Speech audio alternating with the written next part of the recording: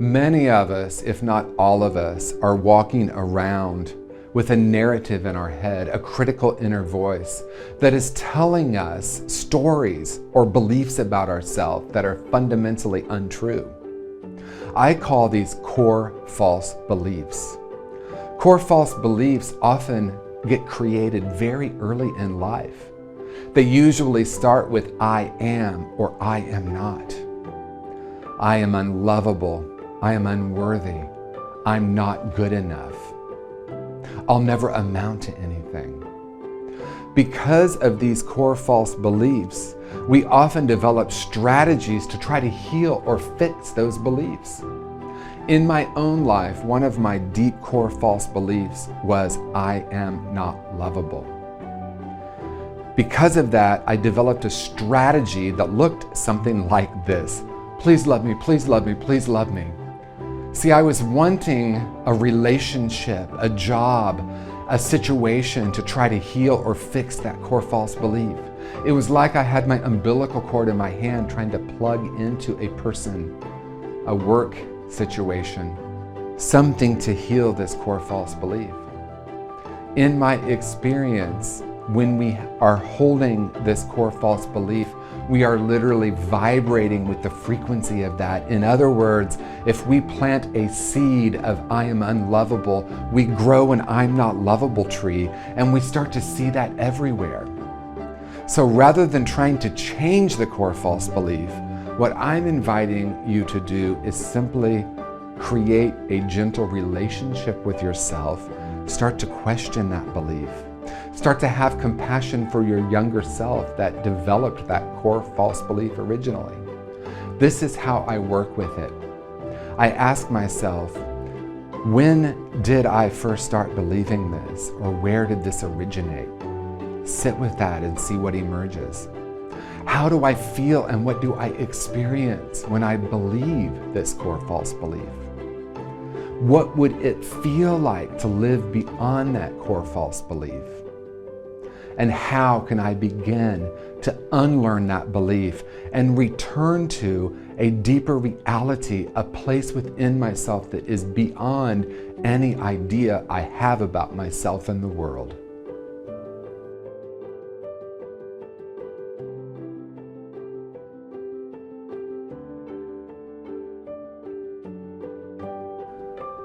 I am pretty sure you have heard the phrase, I need to learn to love myself before I can love others. There is a strong focus on self-love in our culture currently.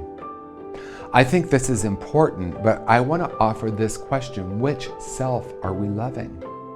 Many of us hear self-love through the personality or ego lens. I love my personality, I love who I am. But what I want to offer here is a deeper look at self-love. What if, rather than saying I need to love myself, I could recognize that I am love? That I came into this world vibrating with the frequency of love. And through programming at school, at home, at church, on the playground, I was taught all sorts of other ideas about myself. So what if, rather than saying I need to learn to love myself, I could say I need to learn to recognize that love is who and what I am? What might that create? It might sound like semantics, but it's actually a fundamentally different way of being in the world. Another thing I want to offer is many people will say, well, I can't love myself fully because there's parts of me that I want to change. So I want to ask a very simple question. Which is a greater change agent? Criticism or love? Disconnection or love? Judgment or love? Imagine a young child is having what some might call a temper tantrum, but really what's happening is they're having some kind of emotional experience. Which would help in that moment more? Criticism and judgment or love? So can you recognize that love is actually a greater change agent than criticism? So rather than thinking I can't love parts of myself I want to change, I can ask the question, what would love do here?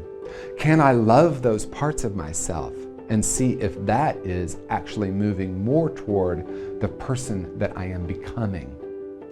So rather than saying, I'm going to learn to love myself, you can say to yourself, I am going to remember that love is who and what I fundamentally am.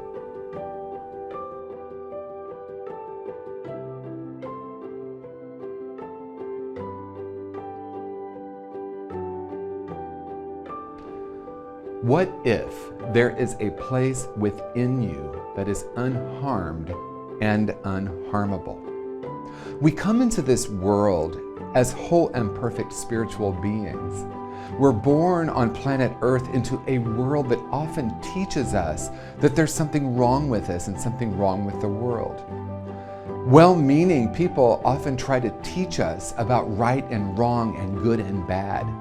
Many of us are taught that we must compete in order to achieve our goals and our desires. We get taught things about what it means to be our race, our gender, perhaps where we grew up or our socioeconomic status. We are taught means a particular thing. Many of us, because of that, believe in some way that we are damaged. But what I want to share with you in this moment is there is a place within you that is unharmable. And what does it create for you to hear that, to practice that, to become curious about that possibility that maybe you've had traumatic events that have caused you to believe there's something fundamentally wrong with you or the world isn't safe? What if you were to practice unlearning those and reconnecting with that essential truth, that place within you, that infinite beingness that you are? Maybe you remember a time in your life that you felt open, connected, filled with love. Maybe you even remember some events that happened in your life that caused you to separate from that essential truth. And now, is it time for you to reconnect with that, or what I call the great remembering? Have the great remembering of that fundamental truth. Notice what happens. Try that on. Perhaps you want to repeat to yourself, I am unharmed. I am unharmable. I believe that life is an experiment, so what I want to invite you to do is simply recognize the possibility that that may be your internal state, your true nature. And again, what I know to be true about you and every being on this planet is that you are whole and perfect. You are unharmed and unharmable.